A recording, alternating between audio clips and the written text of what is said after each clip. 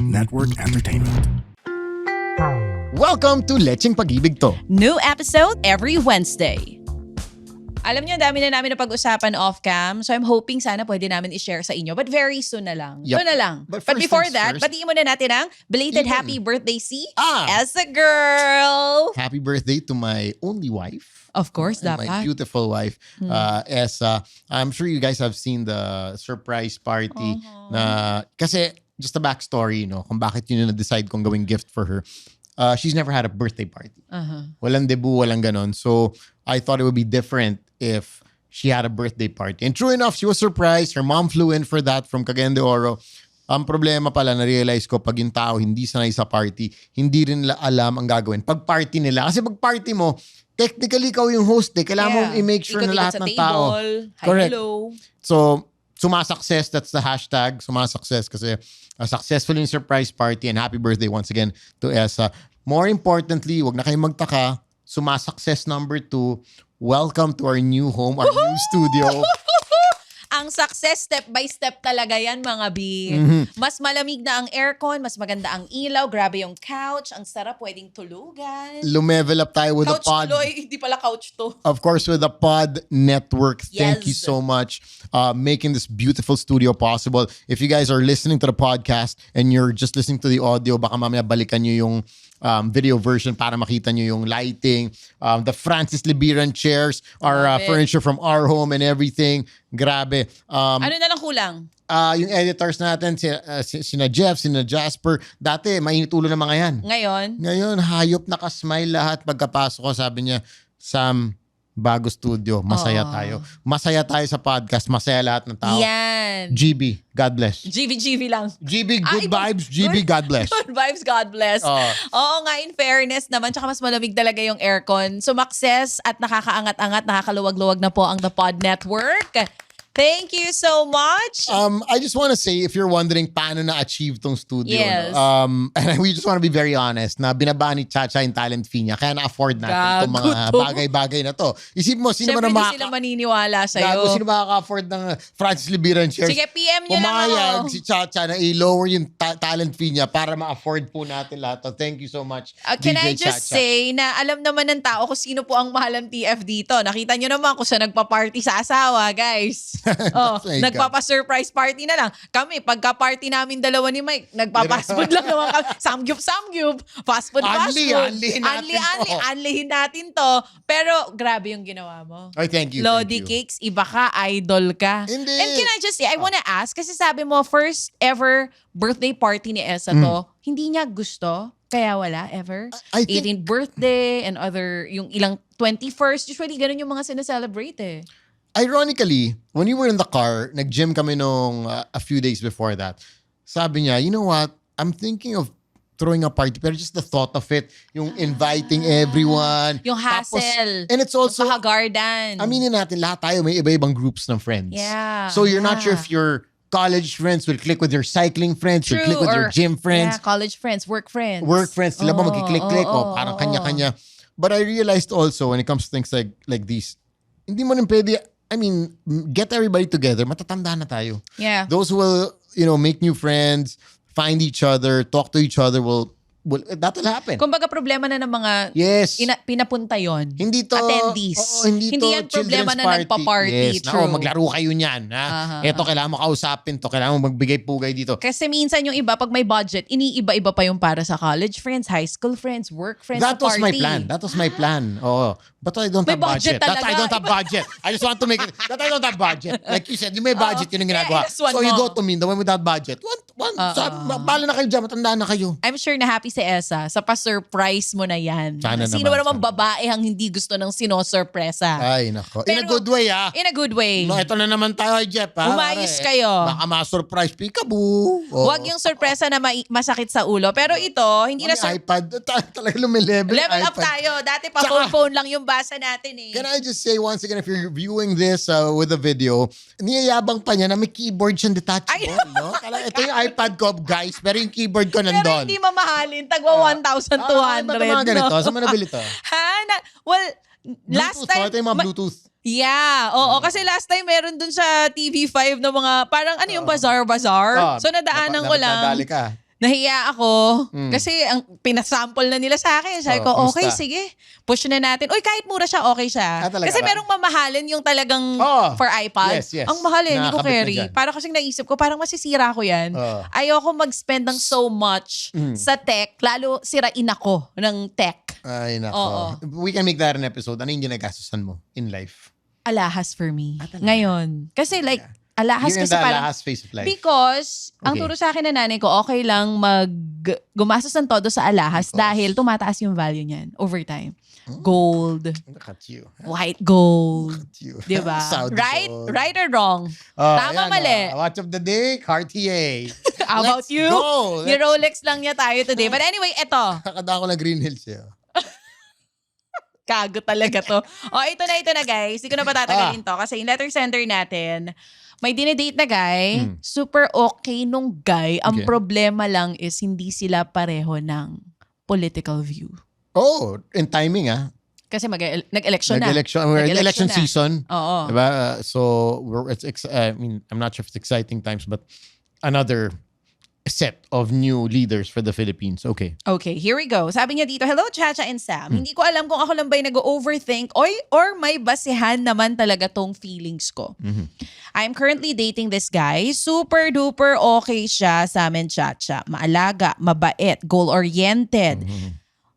Maganda yung pamilya, matino kausap, as in check na check lahat ng hinahanap ko. Pero may isang malaking but.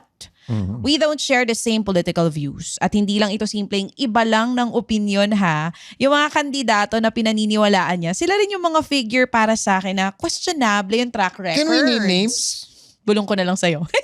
Sa totoo lang, marami akong alam tong... Mga artista nating friends na sumasayaw-sayaw to win. To get the Umaming ka votes. na, binoto mo. Wala pang election. Ito. While we're recording this, hindi Kasi pa ako election. tapos na. Nag-absentee voting ako eh. Oo. okay.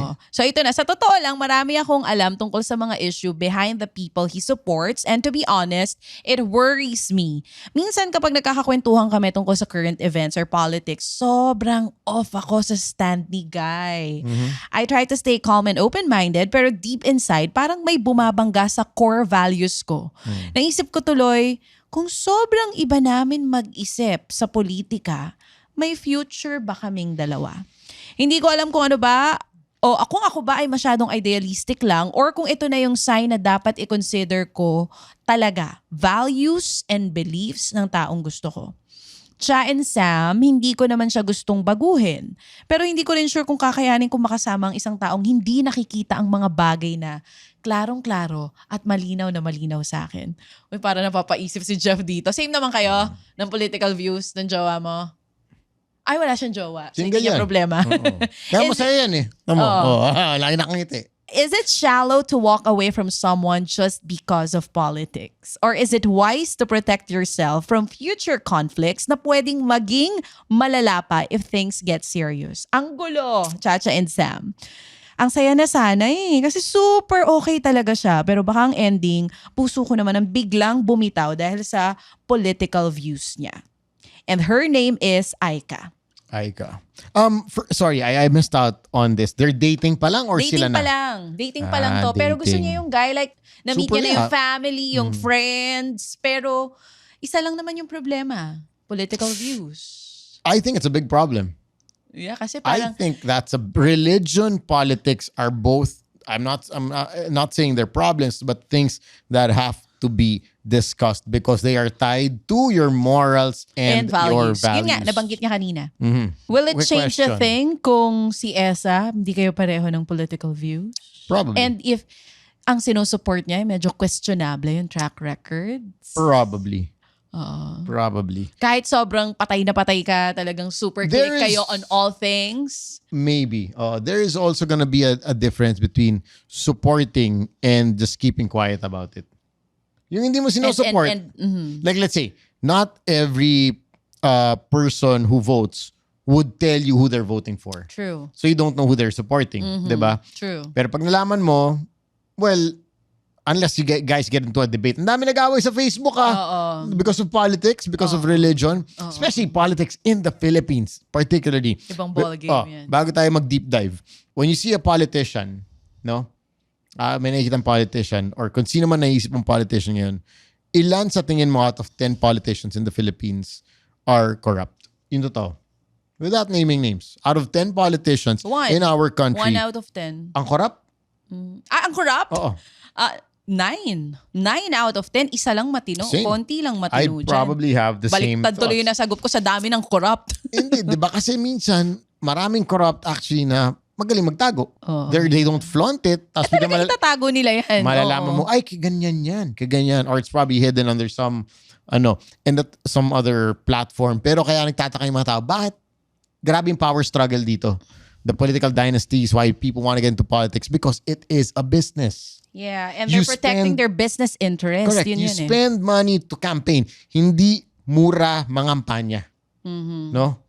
Mahal mangampanya, pero yun yung parang investment mo to get in the business. Ang pangit pakinggan. That's how I view it. My gosh! If you view it this way. Ginawang business tong pag-serve dapat sa mga tao. Okay.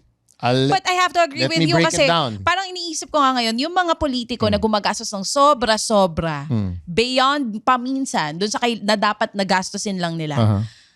Kung ang laki ng nilabas, iisipin ba natin pag upo nila, babawiin ba nila yon or hindi? Talagang ginawa nila yun dahil gusto nila mag-serve sa inyo. Saan ba Sa dun? tingin mo, case in point. What's up, Kingdom fam? Yuki and Ingrid here from the Kingdom Podcast. Are you someone who has fully integrated K-pop into your life? Or keep up with the latest K-pop comebacks, news, and scandals? Do you also dream about getting married to your bias and having their babies in the future? Well, you're in the right... What? I'm just being honest. Look, you know what? Let's just get back to it. At the Kingdom Podcast, we dive into the latest comebacks, dissect the music videos, and do deep dives on controversies. Not only do we make things informative, but we also keep it fun. It'll be just like listening to a group of friends who love K-pop as much as you. You won't find another podcast that's as fun and unfiltered as ours. So, if you're ready for some K-pop chaos, grab your nightsticks and tune in. Check out the Kingdom Podcast. Stream it on all your favorite podcast platforms. Stay awesome, Kingdom fam! I thought that was pretty good. What do you think? Marrying your bias and having their babies? Really? Yep. Okay. Let me break it down a little bit more. You're planning to put up an electronic store that sells televisions or whatever. Okay, para makapagtayo ka ng isang tindahan, kailangan mo ng pera. Because magbabayad ka ng rent for your pwesto, magbabayad ka ng cost of your stocks, deliveries, and everything. Sabihin natin, for example, sake, meron kang 5 million na kailangan gastusin to put up your store.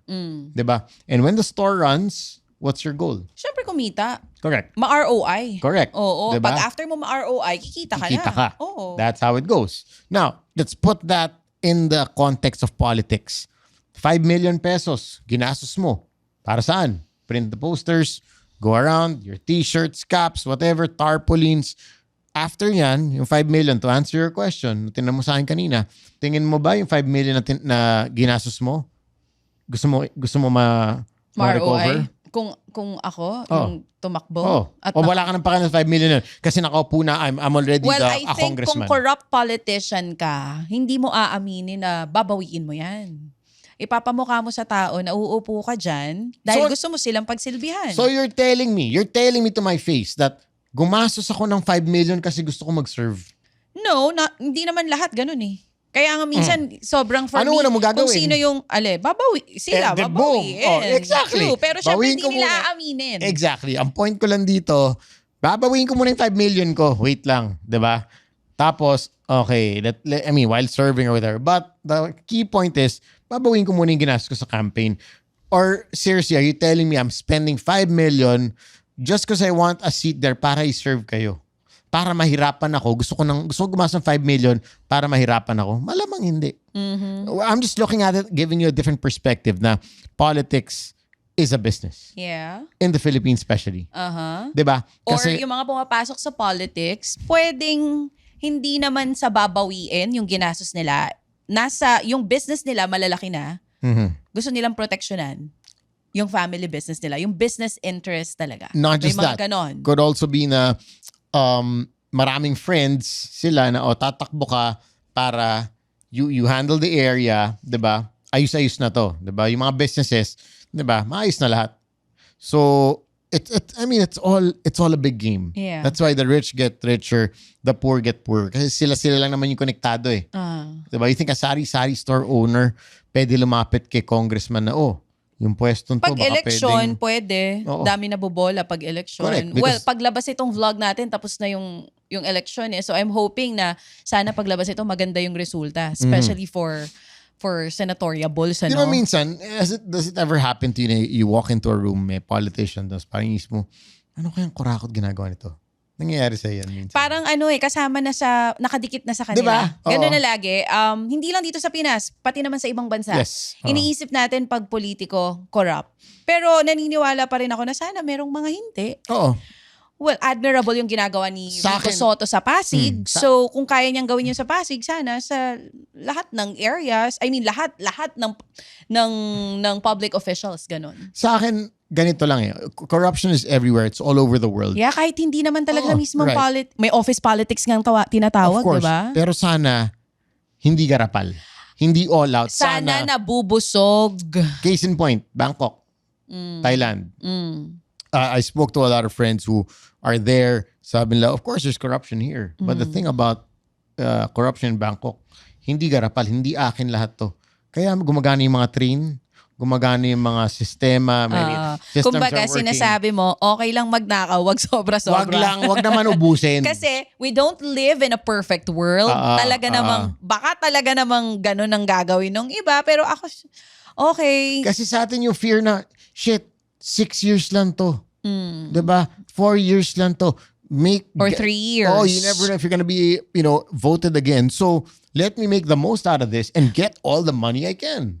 Make the most out of seryoso. it. Kung 3 years ka lang nakaupo, hindi mo ba susulitin yung 3 years? Ano pa rin ako, doon pa rin siguro ako sa positive side, kahit araw-araw naririnig ko yung kaliwat ka ng corruption issues, na sana mas marami pa rin yung hindi. I do hope But, so. Or kung yeah. sakali mang hindi, may balance. Kurakot balance. Well, paglabas mo pa lang dito sa EDSA, makikita mo na kung gaano ka-corrupt yung sistema natin. Kasi itsura pa lang nung kalsada sa EDSA, sa laki ng budget for DPWH. I mean, yun ang pinakamalaki this year eh. Yep. Kinabog nga yung DepEd eh. So sa laki ng budget, kita mo agad na, saan na pupunta? Diba? Parang, minsan papaisip pa kayo, kagawa lang nung kalsada, binubungkal na naman. Correct. Diba? Especially in the provinces, this happens a lot. But anyway, that's a separate issue. Let's go Balikan back natin to to. you and the Okay. person you're dating having different political views. Okay, eto. Ang hirap kasi for sure hindi lang magjojowa or may dinidate pa lang yung dumadaan sa ganitong klase ng eksena. For sure you have friends na iba ng political views sa inyo. For me, mas madali i-handle yon kasi I have friends na iba yung political views sa akin. As in like super iba. These are like And platonic mako-question friends. mo minsan na parang bakit ganon? Pero Ako rin, may ganyan imbis na pagtalunan nyo, pinipili nyo na lang na wag pag-usapan. But with a partner, a romantic partner, it's a different thing. Kasi kung magkatuluyan kayo mag-asawa, anong morals and values ang ituturo nyo sa anak nyo kung hindi kayo aligned? Correct. Yun yung parang iniisip ko sa ngayon. Maybe for me, I'm not saying na red flag agad tong relationship. No, not the guy, of course. The relationship. But Pwede pagbigyan? no, I guess you guys have to sit and talk about, okay, sinusupport mo siya. Why? Why? Okay, kasi may ganitong, let's say, may ganitong issue about this person. So considering this, why would you still support him? Baka naman there's also a reason na alam, or maybe another thing na alam nung guy na hindi mo alam, kaya he's supporting the guy. These things, of course, it's a very big discussion, to be honest. Baka biglang ikaw na mabago political views Correct. pag narinig mo kung bakit niya sinusupport yun. Correct. Kasi lahat naman tayo, and this is not being a politician, no? Lahat tayo, may good side, may bad side. Agree. All of us. I have my good side, I have my bad side, I have my strengths, I have my weaknesses. And you look at one person, a politician, baka sa'yo nakikita mo lang yung bad side, you don't see the good side. Baka there's a reason why he is supporting these politicians that you don't know. And that's why you guys have to sit and talk about it. But definitely, it is, hindi mo na red flag, but meron na siyang warning for me. What if kinausap pero sarado ang utak? Then that's leading to a red flag. Or baka pwedeng doon ka mag-decide. Pag Yeah. talaga napag-usapan nyo na pero hindi pa rin nagbabago. Kasi I think every person dapat meron tayong sana, not I mean ideally, meron pa rin tayong openness or we're still open-minded that we'd still listen. Yeah. I mean, kung sino man ang mga kandidato mo, your political idols or whatever, your candidates, I'd still listen with an Why? open mind. Okay, Why? sige, why do you support this guy? Hindi kita inaaway, just tell me why. Kasi ako, ito yung, hindi ko siya sinusupport kasi ito yung alam ko. Ito yung, these are the reasons why I don't support him. But maybe you know something that I don't know. Or maybe I know something that you don't know. Pero mahirap yan dito sa Pilipinas. Puro fanatics ang mga tao. Oo. And blind fanatics sila. Kahit nga That's ngayon, hindi natin sinasabi kung sino sinusupport nila. For sure, may mga tatamaan. For sure, may mga magiging defensive. So, siguro ngayon, hindi nyo problema yan dahil hindi nyo na pag-uusapan. But I'm sure there will come a time this is going to be a problem. Or pwede rin namang hindi. Because I know a couple na magkaiba ng religion. Hanggang ngayon, magkaiba yung religion nila. May anak na sila. Sinisimba nila pareho yung bata sa parehong really? church. Okay. So, wala naman silang problema sa ngayon. So, pwedeng baka sa inyo mag-work din. Hindi nyo ever, kailanman, pag-uusapan ng politika sa relationship. Kasi sobrang gusto ko talaga siya, Chacha eh. As in, ito lang talaga. Ito lang talaga yung problema. Bukod tangi ito. Ito yung mga... Alam mo, lagi ko sinasabi kay Mike Papi na feeling ko kung di kami magjowa, baka iba yung political belief niya. Akala ko iba Because, yung dinidate mo. all of his friends, puro iba rin yung sinusupport compared to Mike. So sabi ko, feeling ko love na influensyahan lang kita ng slide. Pero baka kung di tayo magjowa, baka same-same kayo ng friends mo. Tapos parang natatawa siya, hindi talaga. Ever since di niya daw gusto, blah, blah, blah, and all that. So I don't know. Kasi minsan, what if sobrang click niya talaga? Gustong-gusto mo siya. Like, lahat ng boxes mo na check eh. Except this one. What if there's a way around it na pwede talaga kayo mag-work? Baka lang dahil sa mga politiko na to or politics na to na wala naman silang pakialam sa atin at the end of the day, you're missing your chance of having a good relationship with this guy. True. Pero part of me is also saying na I cannot be with someone na hindi pareho yung morals and values It's ko. more that eh. Hindi, you don't have to say na hindi kami pareho ng kandidato. It's more of that. Morals and values na parang kita mo ng mali but they still support it. So, paano yun? Paano namin ituturo sa mga anak namin ng malito pero ang tingin ng daddy nyo ay tama or tama yun para sa daddy nyo pero sa akin, iba.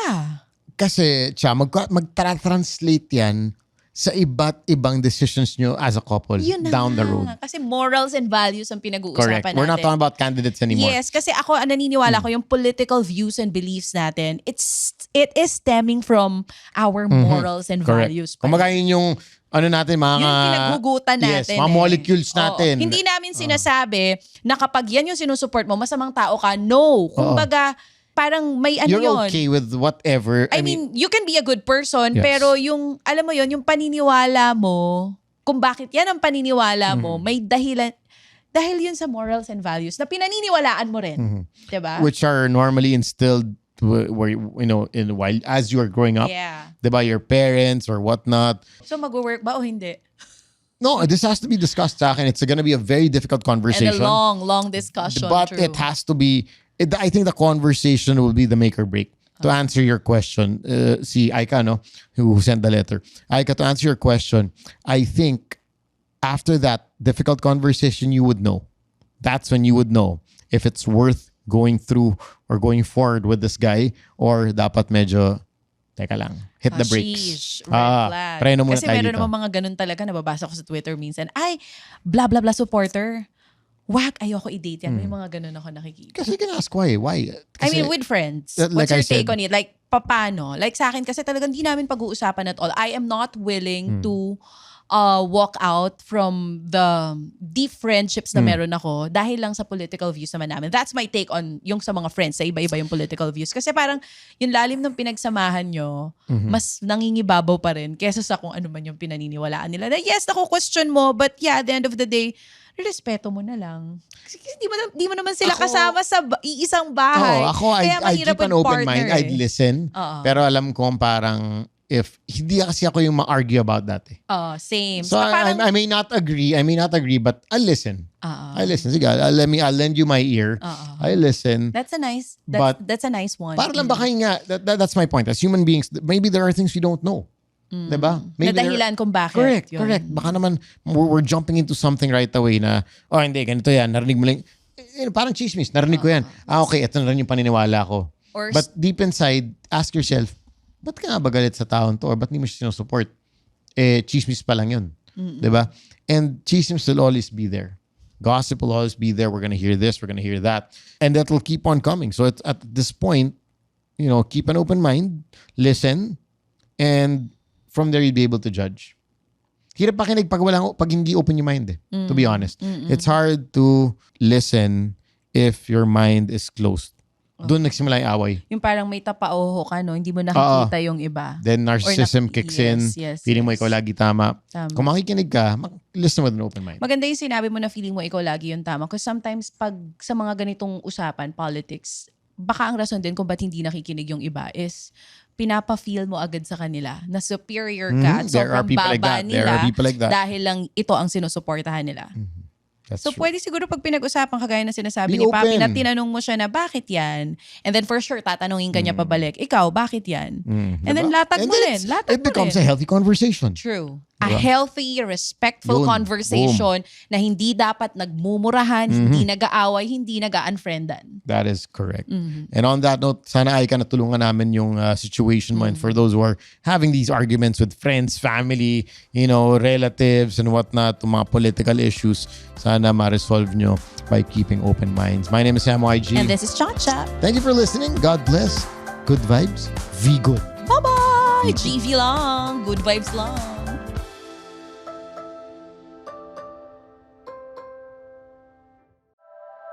The opinions of podcast creators, hosts, and guests are not necessarily reflective of the official stance of the Pod Network Entertainment, its hosts, or other network programs. The content created by the people behind the podcast is personal and not meant to harm any religion, ethnicity, group, organization, company, or individual.